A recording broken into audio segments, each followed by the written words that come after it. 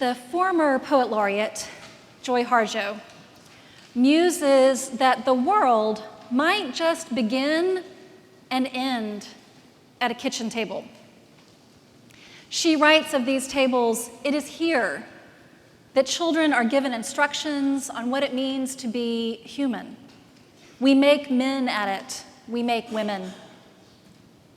And recognizing the centrality of these kitchen tables, she helps us see these humble places as so much more than coffee cup littered homework and bill paying stations, as more than places of quick and harried meals. It doesn't really matter if that table is a countertop or an heirloom that seats 12. Around the table is where the world begins and ends.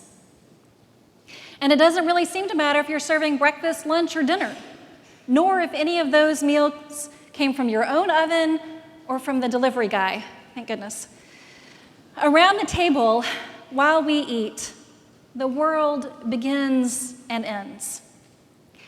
It does seem to matter who you're eating with, and to seek out companions when your meals can include them.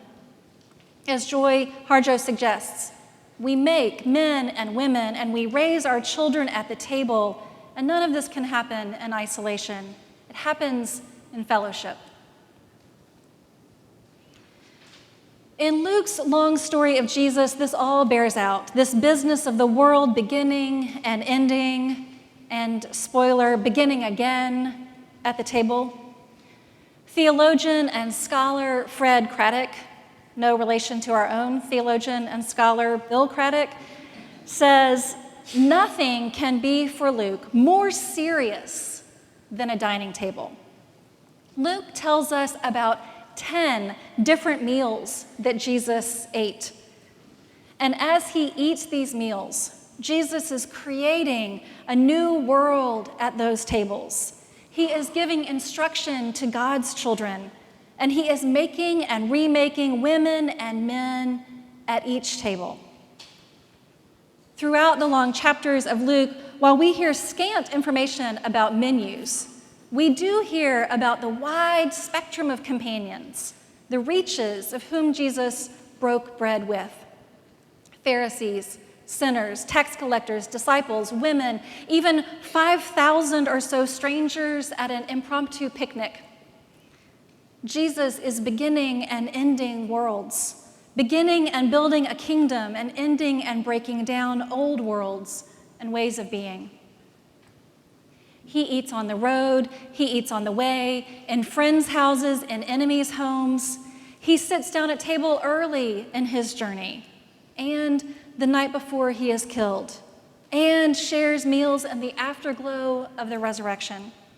It starts to seem like every time we turn around or turn the page, Jesus is leaning into a conversation over bread and wine until the meals themselves become the chief memory and memorial of his time on earth. Sometimes the discussions are friendly, sometimes heated. He tells stories and offers challenging rebukes. Today, he sits around a Sabbath meal at the invitation of a Pharisee, and there he challenges the posturing and false etiquette that goes on as we circle around an event, suggesting that arranging the place cards is akin to arranging the deck chairs on the Titanic. We're missing the whole point. The world of ego is a world that must come to an end. Where we sit and who we sit with are markers of what kingdom we wish to be a part of. These meals with Jesus are not just an occasion to learn about the world as God desires it to be, but to live for a moment in that world, to inhabit the kingdom right alongside the poor, the crippled, the lame, the blind, and the Pharisees, the tax collectors, the disciples, and other friends, and even us. So what about our tables? What worlds are beginning and ending when we pull up chairs to our kitchen tables? What worlds are beginning and ending when we gather around this table? What worlds are beginning and ending when we put a burrito in someone's hands, when we make the list of who should come to the party, when we decide to linger a while after the food is finished, but the conversation is not. We all have ideas and even rules about our own tables, acknowledged or not. Years ago, I read Barbara Kingsolver's memoir, Animal Vegetable Miracle, in which she shares her journey about food and its sources and her hopes. She also shares that her daughter decided that she would not eat standing up anymore. And this small, almost trivial decision would help her reshape her relationship with food and with fellowship. I have friends who swore up and down they would never feed their children in the car,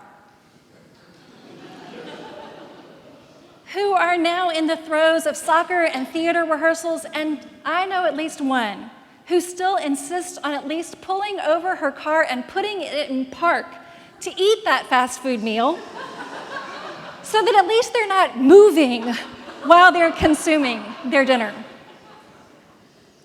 Rules, some gray area.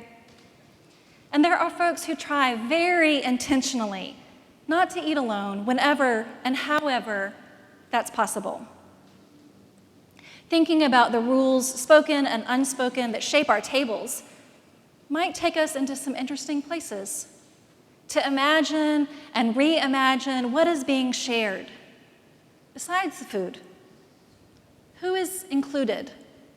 How this thing we do, if we're lucky, 3 times a day, every day, can form us and reform our communities. We're all creating little worlds all the time, deciding what it means to be human, making men and women ourselves and our little corners of the kingdom. We are beginning and ending our lives through the meals we share, and reshaping ourselves and God's world by the choices we make about how big the table is and who all is invited. It isn't easy. It's inconvenient. And there are a lot more dishes this way and more distractions. It's harder to live humbly and to make space for people who smell funny. It's uncomfortable to kneel down at all. And all the more uncomfortable to kneel next to someone who we know we don't really see eye to eye with. And all of that is why Jesus kept showing up at dinner parties and keeps showing us how to gather here. As Young Lee says, I am letting this room and everything in it stand for my love and its difficulties. Christ is letting the table and everything about it stand for love and its difficulties, because it is difficult to love in such a way that widens circles and lengthens tables and expands guest lists. Christ is beginning and ending worlds, and we are too, with small choices that are actually not so trivial. This story is not some light fodder about social P's and Q's. This is the kingdom itself. It's about love and its difficulties, and it's about our lives in this very world. Because the world begins at a kitchen table, Harjo writes. The gifts of the earth are brought and prepared, set on the table. So it has been since creation, and it will go on. It is here that children are given instructions on what it means to be human. We make men at it. We make women. We gossip and dream and remember and take shelter and grieve and celebrate. At this table, we sing with joy, with sorrow. We pray of suffering and remorse. We give thanks. Perhaps the world will end at the kitchen table while we are laughing and crying, eating the last sweet bite. And Jesus will be there with us at that table.